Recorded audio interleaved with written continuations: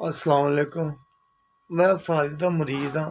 अज 5 दिन हो गए ने मेरा बाहर नहीं टुटदा पिया और डॉक्टर ने मैनू 2 तरीक का ऑपरेशन देता। मेरी गदूदां वधियां पेशाब दियां ओहदी वजह ऑपरेशन नारी लगी हुई है जिसदी वजह नाल मेरा ऑपरेशन है ते मेरे को ते इन्नी गुंजाइश नहीं कि मैं हस्पताल तक पहुँच जावां। तुसीं अगे भी मेरी बड़ी मदद की, मैं तुहाडा शुक्रगुजार हाँ ते मजीद तुहानूं इस किस्म नूं दित्ती है कि मेरे तो कंडीशन तुहाडी सामने मेरी ते अल्लाह पाक तुहानूं इस चीज़ दा अज़र देवेगा।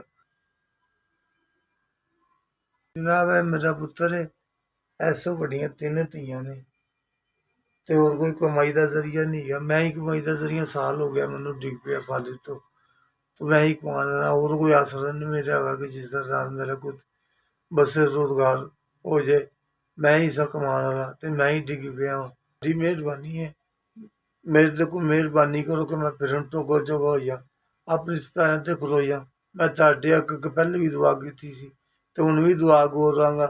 जिन तक मेरी जिंदगी मैं तुहाडी दुआ करदा रहांगा। पाक परवरदिगार तुहानूं इस तो ज्यादा साडे जे गरीबां मस्कीनां दी मदद करन दा तौफीक देवे।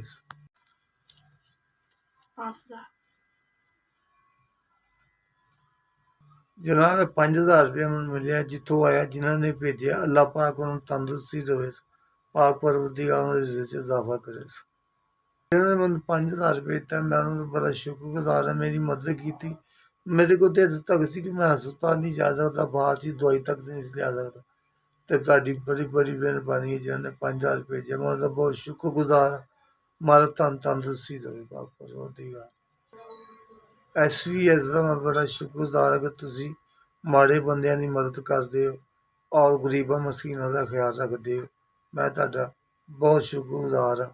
अल्लाह पाक तुसीं मेरे तक 5,000 पहुँचाया, मजीद तुहानूं अल्लाह पाक इस तो ज्यादा